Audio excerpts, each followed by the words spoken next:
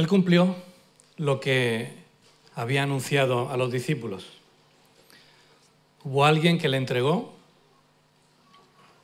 hubo alguien que le delató, fue apresado, fue juzgado sin ningún abogado más que él mismo y su silencio. Aquellos que un día le aplaudían apenas un par de días antes, cuando entraba por Jerusalén, y le aclamaban y dijeron: he aquí el Hijo de Dios, hosana al que viene en el nombre de Dios. Tiempo después le estaban negando y gritando: crucificadle. Esa fue la sentencia que cayó sobre Jesús. Sentencia llevada a cabo por las personas de su mismo pueblo, por el pueblo de Dios, el pueblo de Israel. Aquellos que se tenían en posesión de la verdad, aquellos que practicaban más obras que nadie, aquellos que enseñaban acerca de Dios, tenían ante sus ojos al Mesías y no le reconocieron. Pero sabemos que la historia, como hemos dicho, no terminó con la muerte de Jesucristo. Nos dice la palabra, y el mismo Evangelio de Lucas así lo relata, que Jesús fue sepultado y que a los 3 días pasó algo. El primer día de la semana, muy de mañana, dice el capítulo 24, las mujeres fueron al sepulcro para ungir el cuerpo. Y se encontraron con una tremenda sorpresa, y es que Jesús no estaba en el sepulcro. Y tanto fue así, y de tanta importancia fue ese hecho, que incluso recordad que los dirigentes del pueblo judío habían intentado que eso no se produjera. ¿Recordáis? Fueron al imperio, a los romanos, y le dijeron: escuchamos una vez que él dijo que al 3er día resucitaría, pero eso es imposible. Aún así, pongamos guardias a la entrada. No vaya a ser que sus discípulos vengan, roben el cuerpo y después digan que ha resucitado. Nos dice la Escritura, cuando Lucas escribe su Evangelio, hasta hoy, dice él, hasta hoy ha continuado ese bulo, esa fake news, ¿verdad?, de que habían robado el cuerpo de Cristo. Porque la realidad es que esas mujeres vieron a Jesús resucitado y Jesús les dijo: ve y di al resto que yo les espero en el lugar donde les había dicho. Así que ellas se levantaron, fueron y anunciaron a los discípulos, a los apóstoles y a todos los que estaban allí con ellos. Nos dice el versículo 11 y versículo 12 de este capítulo 24. Le dijeron todas las cosas. Pero el testimonio de las mujeres no era muy creíble para ellos. Recordad que para el pueblo judío el testimonio de una mujer no servía para nada. Tenía que haber 10 mujeres que dijeran lo mismo para que eso fuera igual al testimonio de un hombre. ¿Por qué Jesús le dijo a las mujeres que fueran y lo anunciaran? Porque él no tenía que demostrar, él no tenía que ajustarse al pensamiento reinante en ese momento. Porque si Jesús hubiera querido que su resurrección fuera fiable, habría llamado a los discípulos y se habría presentado delante de ellos y le habría dicho: ahora id por todo el mundo. No creáis o no podemos fiarnos del testimonio de las mujeres. Sin embargo, Jesús lo tiene todo controlado. Cuando las mujeres llegan y anuncian a los apóstoles y a los discípulos que Jesús ha resucitado, los versículos 11 y 12 nos revelan que ellos no lo creyeron. Estas palabras son locura. Y no creían lo que ellas les decían. Versículo 12, levantándose Pedro, corrió al sepulcro y cuando miró dentro, vio los lienzos solos y se fue a casa maravillándose de lo que había sucedido. Pobre Tomás, Tomás el incrédulo, que necesitó ver para creer, pero es que aquí tenemos a Pedro, que necesitó ver también para creer.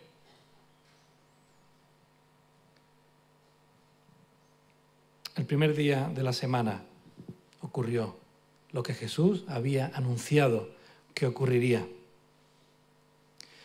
Lucas nos cambia y pasa como sucede en las películas, ¿verdad? Cambia de escena. El versículo 13 en adelante dice: y he aquí, dos de ellos iban el mismo día a una aldea llamada Emaús, que estaba a 60 estadios de Jerusalén. E iban hablando entre sí de todas aquellas cosas que habían acontecido. Sucedió que mientras hablaban y discutían entre sí, Jesús mismo se acercó y caminaba con ellos. Mas los ojos de ellos estaban velados, para que no le conociesen. Y les dijo: ¿qué pláticas son estas que tenéis entre vosotros mientras camináis? ¿Y por qué estáis tristes? Respondiendo uno de ellos, que se llamaba Cleofás, le dijo: ¿eres tú el único forastero en Jerusalén que no has sabido las cosas que en ella han acontecido en estos días? Entonces él les dijo: ¿qué cosas? Y ellos le dijeron: de Jesús Nazareno, que fue varón profeta, poderoso en obra y en palabra, delante de Dios y de todo el pueblo, y cómo le entregaron los principales sacerdotes y nuestros gobernantes a sentencia de muerte, y le crucificaron. Pero nosotros esperábamos que Él era el que había de redimir a Israel. Y ahora, además de todo esto, hoy ya es el tercer día que esto ha acontecido. Aunque también nos han asombrado unas mujeres de entre nosotros, las que antes del día fueron al sepulcro y como no hallaron el cuerpo, vinieron diciendo que habían visto visión de ángeles, quienes dijeron que Él vive. Y fueron algunos de los nuestros al sepulcro y hallando así como las mujeres habían dicho, pero Él no le vieron. Entonces Él les dijo: oh insensatos y tardos de corazón para creer todo lo que los profetas han dicho. ¿No era necesario que el Cristo padeciera estas cosas y que entrara en su gloria? Y comenzando desde Moisés y siguiendo por todos los profetas, les declaraba en todas las Escrituras lo que de Él se decía. Llegaron a la aldea donde iban y Él hizo como que se iba más lejos. Mas ellos le obligaron a quedarse diciendo: quédate con nosotros, porque se hace tarde y el día ya ha declinado. Entró pues a quedarse con ellos. Y aconteció que estando sentado con ellos a la mesa, tomó el pan, lo bendijo, lo partió y les dio. Y entonces le fueron abiertos los ojos, le reconocieron, mas Él desapareció de su vista. Y se decían el uno al otro: ¿no ardía nuestro corazón mientras nos hablaba en el camino y cuando nos abría las Escrituras? Y levantándose a la misma hora volvieron a Jerusalén y hallaron a los 11 reunidos y los que estaban con ellos, y decían: ha resucitado el Señor verdaderamente y ha aparecido a Simón. Y entonces ellos contaban las cosas que les habían acontecido en el camino y cómo le habían reconocido al partir el pan. Mientras ellos aún hablaban de estas cosas, Jesús se puso en medio de ellos y les dijo: paz a vosotros. Entonces, espantados y atemorizados, pensaban que habían espíritu, pero Él les dijo: ¿por qué estáis turbados y vienen a vuestro corazón estos pensamientos? Mirad mis manos y mis pies, que yo mismo soy. Palpad y ved, porque un espíritu no tiene carne ni huesos, como veis que yo tengo. Y diciendo esto, les mostró las manos y los pies. Y como ellos todavía, llenos de gozo, no lo creían y estaban maravillados, les dijo: ¿tenéis aquí algo que comer? Entonces le dieron parte de un pez asado y un panal de miel, y Él tomó y comió delante de ellos. Y les dijo: estas son las palabras que os hablé estando aún con vosotros, que era necesario que se cumpliese todo lo que está escrito de mí en la ley de Moisés, en los profetas y en los salmos. Vaya rayo de luz para cada uno de nosotros este pasaje. Vaya evento que ha transformado la historia de la humanidad por siempre. Vaya situación que ha cambiado nuestras propias vidas. Entender lo que la palabra de Dios nos dice acerca de Jesús. Este texto del camino de Emaús es muy conocido. Este encuentro de Jesús con estos dos discípulos es muy conocido, pero a pesar de eso, el texto contiene algunas cosas que no sabemos y que de entrada deben hacernos reflexionar. No se sabe dónde estaba la ciudad de Emaús. No se ha conseguido encontrar, no se tienen restos de dónde podía estar esta ciudad. Lo único que se nos indica es que estaba a cierta distancia de Jerusalén. Pero al caso eso tampoco nos importa mucho, ¿verdad? Podría ser cualquier camino. Evidentemente, si no sabemos dónde estaba la ciudad, pues tampoco sabemos dónde está ese camino que tomaron los discípulos. Y eso tampoco nos importa, podría ser cualquiera, como decimos. Uno de los discípulos se llama Cleofás, una persona recordada y conocida por este evento, pero va acompañado de otro del cual no se nos dice el nombre. Tampoco conocemos a ese discípulo, pero creo que cuando leemos la historia tampoco nos importa mucho cómo se llamara ese discípulo, ¿verdad? Podría ser un hombre cualquiera, una persona cualquiera.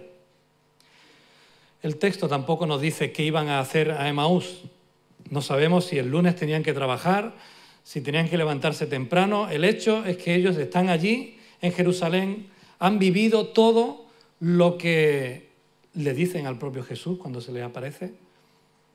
Han sido partícipes en primera persona de la entrega, del juicio, de la crucifixión, y les ha llegado la noticia de la resurrección, pero tampoco nos importa qué podía estar queriendo hacer en la ciudad de Emaús. Podrían querer estar haciendo cualquier cosa.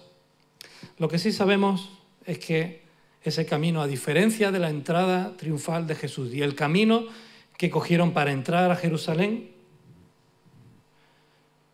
si recordáis, aquel camino fue un camino de gozo, fue un camino de alegría, fue un camino de proclamación, un camino de aclamación, un camino lleno de palmeras y lleno de vestidos que ponía la gente sus mantos en el suelo para que Jesús entrara.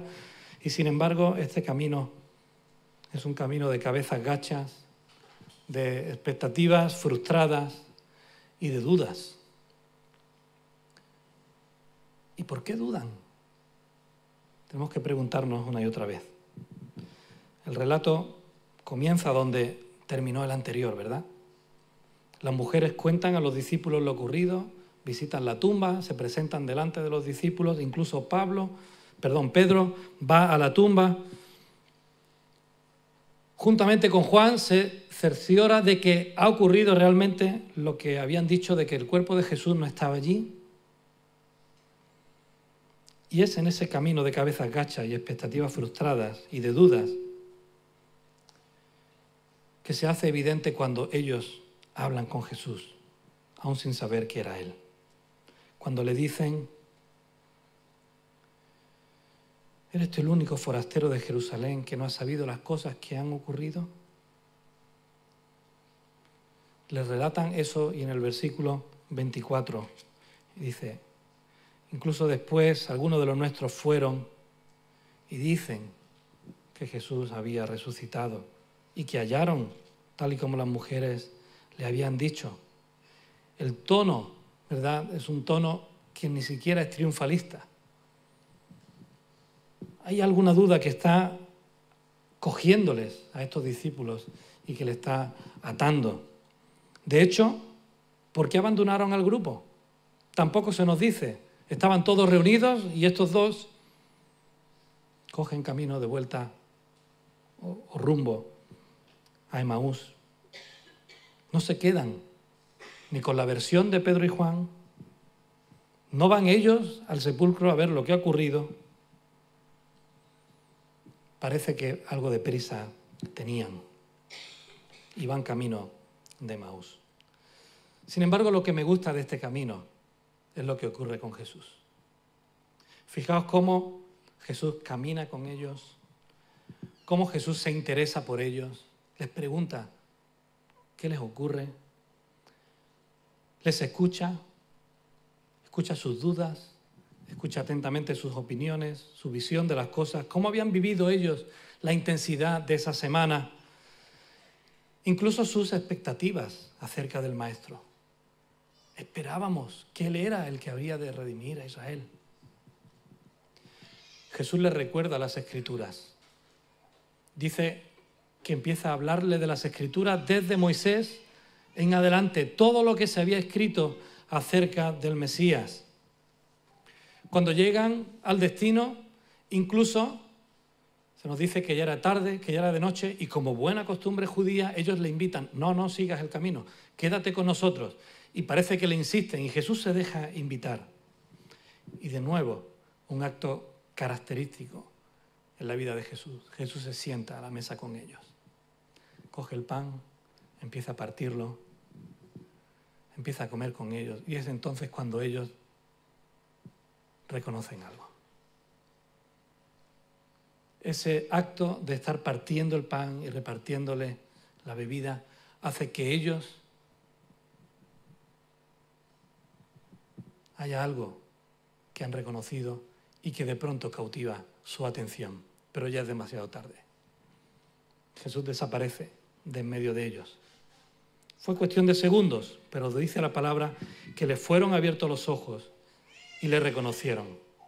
Mas él se desapareció de su vista y se decían el uno al otro, ¿no ardía nuestro corazón en nosotros mientras nos hablaba en el camino, incluso? Y cuando nos abría las Escrituras, cuando nos hablaba de la palabra, ¿no había algo en nosotros que era diferente y no nos habíamos dado cuenta? Y ha sido ahora, parece que están diciendo, ¿verdad? Hasta este momento. Ese encuentro con Jesús causa una revolución en sus vidas.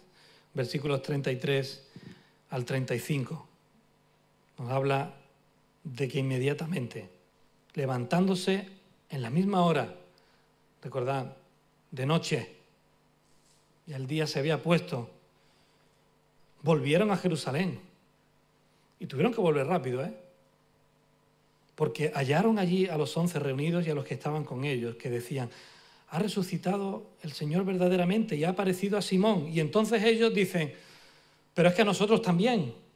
Y ellos empezaron a contarle las cosas que habían acontecido en el camino y cómo le habían reconocido al partir el pan. Aunque era tarde, insistieron en que Jesús se quedara con ellos, salieron y volvieron a Jerusalén. A diferencia del camino de ida, ahora sabemos con certeza el destino, ¿verdad? Ellos vuelven a Jerusalén. Reandan el camino de la duda y lo cambian por un camino de certeza, de seguridad, de convicción, de alegría. No sabemos lo que iban a hacer a Emaús, pero ahora sabemos lo que van a hacer a Jerusalén, ¿verdad? Vuelven a buscar al grupo, vuelven a buscar a los discípulos para contarle y ser testigos de que Jesús había aparecido y que Jesús había estado con ellos. Cualquiera que fuera el motivo por el que partieron hacia Emaús, ahora eso no nos importa. Ellos se arrepienten y vuelven, rehacen el camino, cambian de sentido. El encuentro con Jesús había revolucionado la historia. Ahora no es un final frustrante, sino que ahora es un final alegre. El desastre de pensábamos que se convierte en la seguridad de que Él había resucitado. Había cambiado sus expectativas. No solo era un profeta y un maestro, recordad cómo ellos le describen, sino que ahora era el Mesías en mayúsculas. El ungido de Dios, aquel preparado para liberar a Israel, para cumplir lo que ellos esperaban, que el pueblo de Israel sería redimido. Cambian sus sentimientos incluso. La decepción es cambiada por ilusión y el temor es cambiado por valentía. Ya no se quedan refugiados en la posada, salen y reandan el camino de vuelta a Jerusalén de noche.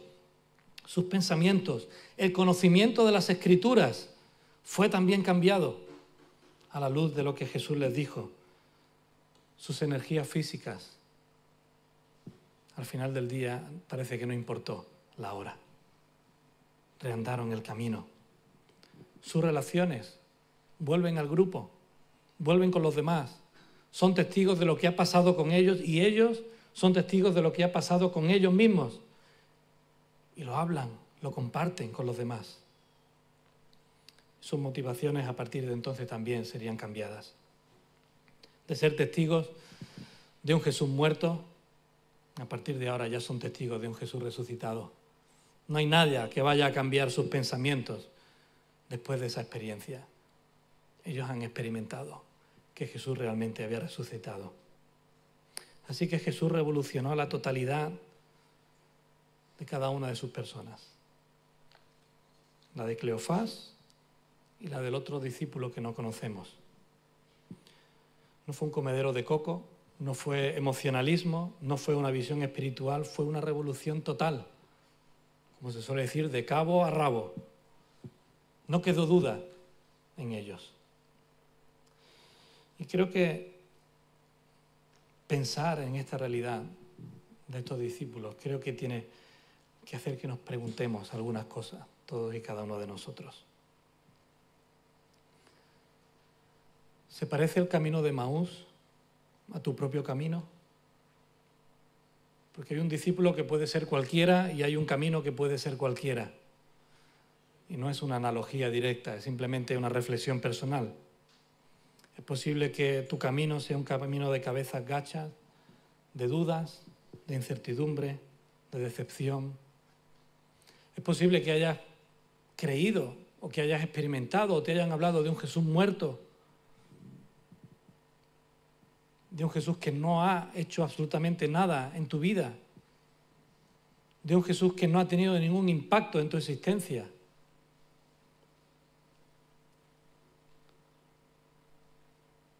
¿Puede parecerte a ese otro discípulo del que no tenemos nombre? Es posible que necesites un encuentro con ese Jesús resucitado que te ayude a resolver tus dudas y a revolucionar tu vida. Es posible que no le hayas dado lugar a Jesús a que se encuentre contigo en tu camino, en tu andar diario. Porque Jesús también quiere caminar a tu lado, igual que hizo con los discípulos. Él también quiere interesarse por ti, igual que hizo con estos dos discípulos. Él te escucha, igual que escuchó a estos discípulos. Él te ha dado las Escrituras, igual que las había dado a estos dos discípulos. Él se ha dejado invitar por ti y se está dejando invitar por ti, igual que se dejó invitar por los discípulos. Él quiere tener intimidad contigo, igual que tuvo con esos dos discípulos. Sentarse a la mesa contigo. Hasta Apocalipsis habla de esa figura, ¿verdad? Entraré a Él, cenaré con Él y Él conmigo. Pero déjame decirte algo. No será hasta que des el paso de estar con Jesús que eso ocurra.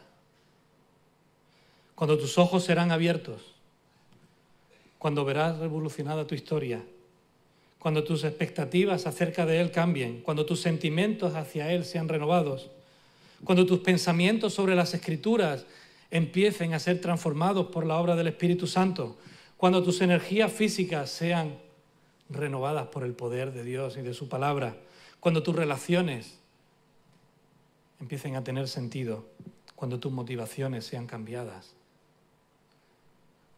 ¿O es Jesús quien hace eso? Nunca vas a poder experimentarlo. Dice 1 Corintios 15, 14, que si Cristo no resucitó,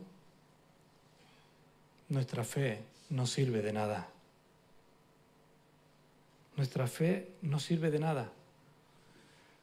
Porque el hecho de que Cristo resucitara es que dio sentido a su venida y a su partida.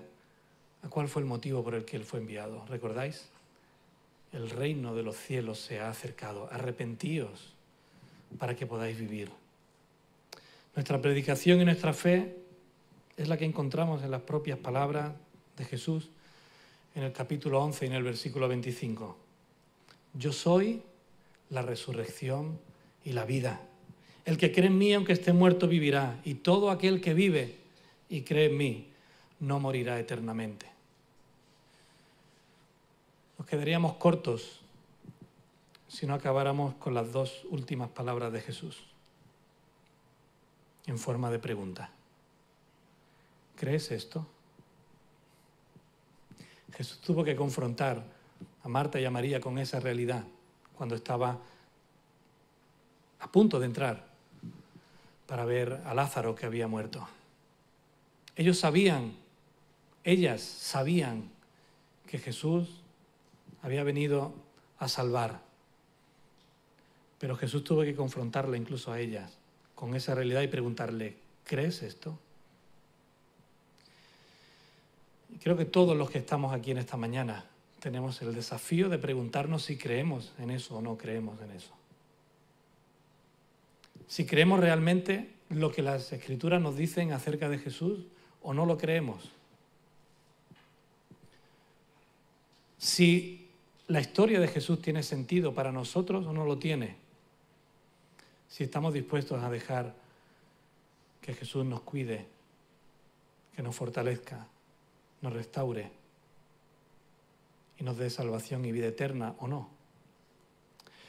Estos meses atrás hemos estado estudiando la carta a los Filipenses, que trata acerca de una nueva vida en Cristo. Hay una nueva vida en Cristo. Y Cristo vino a darnos vida y vida en abundancia. Y hay una forma de vivir diferente. Hay una forma de experimentar la vida diferente que pasa por tener a Cristo en tu vida. ¿Cómo debe ser un hijo de Dios? Pues la palabra de Dios nos lo dice. Esos valores que tienen que estar en tu vida y en la mía. Hace 2 semanas nuestra pastora Yolanda nos hablaba acerca de Ana. Cómo Ana era una mujer derrotada. Cómo Ana era una mujer sumida en la depresión. Pero cómo al final ella acaba alabando y adorando a Dios. Porque Dios la escuchó y Dios actuó en su vida. La semana pasada hablamos acerca de 1 de Corintios, capítulo 13. El amor excelso, incomparable de Dios, que transforma tu vida, que transforma la mía y que transforma nuestras relaciones. Y hermanos, no podemos quedarnos impasivos ante esto. Si hoy estás aquí, no quiero dejar de pasar esta oportunidad para desafiarte de alguna manera a que puedas decidir entregar tu vida a Jesús.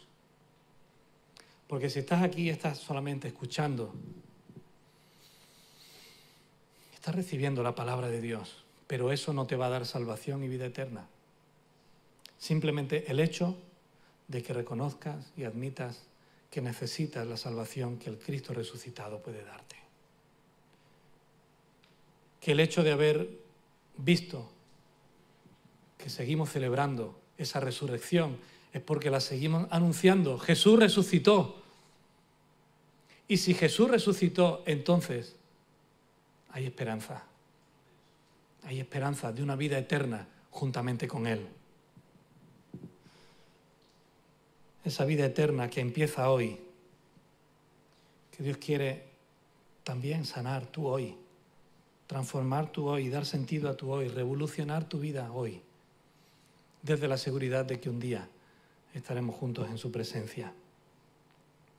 Es posible que ya tu vida haya sido transformada, que ya hayas reconocido, que ya hayas dicho, yo sí creo en Jesús. Pero que como hemos hablado antes, y como nos dice la palabra, posiblemente no lo has hecho de forma pública, no le has dicho a tu familia, a tus amigos, al resto de la iglesia, yo creo en Jesucristo y yo quiero bautizarme para dar testimonio de que eso ha ocurrido en mi vida. Pues posiblemente ese sea el momento del camino en el que estés ahora. Y Jesús también quiere encontrarse contigo en este momento. Posiblemente tu camino es un camino de cabezas gachas porque ya hace mucho tiempo que llevas andando en el camino. Y es posible que el camino se haya tornado un tanto diferente a lo que pensabas. Posiblemente hayas cogido un camino diferente al que tuvieras que coger y sea un camino de decepción, de duda, como el de los discípulos de cabezas gachas. Y quieras decirle al Señor en esta mañana, yo quiero volver yo quiero volver a tener ese encuentro contigo. Yo quiero pedirte que vuelvas. Ya no a salvarme, porque ya entregué mi vida para salvación, pero sí que traigas ese gozo, que pueda ser como esos discípulos que salieron corriendo a testificar lo que Jesús había hecho en ellos.